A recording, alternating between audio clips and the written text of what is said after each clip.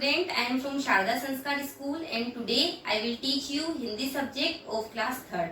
बच्चों, आज मैं आपको कक्षा तीसरी का पाठ 5 पढ़ाने वाली हूँ, जिसमें क्या है बच्चों, एक छोटी सी कहानी है। और कहानी किसके बारे में है बच्चों? सुमित के बारे में। सुमित समझ गया। तो चलिए देख लेते हैं सुमित क्या समझ गया। सुमित एक आलसी लड़का था। सुमित कैसा लड़का था बच्चों? एक आलसी लड़का था। वैसे तो पढ़ने में वो बहुत तेज था, पर परिश्रम करने से भी जी चुराता था, मतलब कि वो मेहनत नहीं करता था।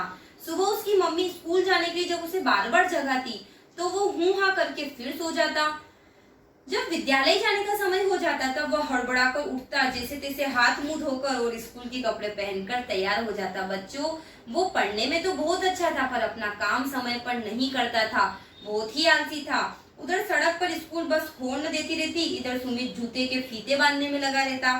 कई बार तो मुंह में रोटी ठूसता हुआ बस की तरफ भागता। पीछे पीछे मम्मी उसका टिफिन और पानी की बोतल लेके दौड़ती रहती।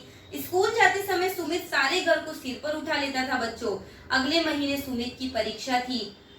सुमित ने अगर मेहनत नहीं की तो अच्छे नंबर कैसे आएंगे? उसके मम्मी पापा यह सोचकर बहुत ही परेशान थे। उन्होंने आपस में बात की और यह तय किया कि अब वे सुमित से कुछ नहीं कहेंगे, सुमित जो चाहे वह करे। उन्होंने सुमित से पढ़ने के लिए कहना छोड़ दिया। अब सुमित कभी 9 बजे उठता, कभी 10 बजे उठता, स्कूल भी नहीं जा पाता। वह सोकर उठता तब मम्मी चुपचाप नाश्ता लगा देती। पापा दफ्तर जाने की तैयारी में लग जाते।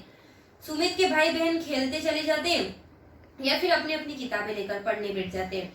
उससे कोई कुछ नहीं बोलता। शुरू में सुमित को बहुत अच्छा लगा कि अब उसे कोई परेशान नहीं करता, लेकिन कुछ ही दिनों में वो उबने लगा, उसे बेचैनी होने लगी। बच्चों, एक दिन सुमित से रहा नहीं गया। उसने नाश्ता करते समय मम्मी से पूछ ही लिया, मम्मी क्या बात है, आजकल आप लोग मुझसे बात क्यों नहीं करते?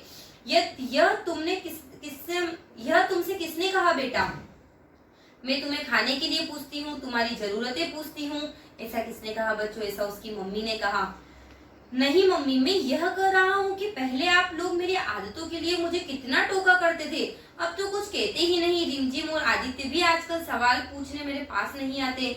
सुमित रुआसे स्वर में बोला, क्या कहूँ तुम ही बताओ, इतने सालों से बोल बोलकर हम तो थक गए, पर तुम्हारी आदतें वैसी ही बनी हुई है। जब तुम्हें हमारी बातें अच्छी नहीं लगती तो हम क्या बोले? अगले महीने तुम्हारी परीक्षा है और तुम बिल्कुल ही निश्चिंत हो। मैंने और पापा ने सोचा है कि तुम अब बड़े हो गए हो, अपनी जिम्मेदारी अब तुम्हें खुद समझनी चाहिए। हम कब तक तुम्हें किस बात के लिए टोकते रहे? सुमित चुपचाप अपनी मम्मी की बातें बड़े ध्यान से सुनता रहा। मम्मी कितना सही कह रही हैं। अब तक इन लोगों ने जो कुछ कहा मैंने कब माना? मेरी अच्छी आदतों का फायदा तो आखिर मुझे मिलना ही था। सुमित चुपचाप उठकर अपने कमरे में चला गया। रात को मम्मी ने देखा कि सुमित देर रात तक पढ़ रहा है। सुमित जब मम्मी सोकर उठी तो सामने चाय की ट्रे सुमित लिए खड़ा था। सुमित में इस परिवर्तन को देखकर उसकी मम्मी की आंखें खुशी से छलछला गई।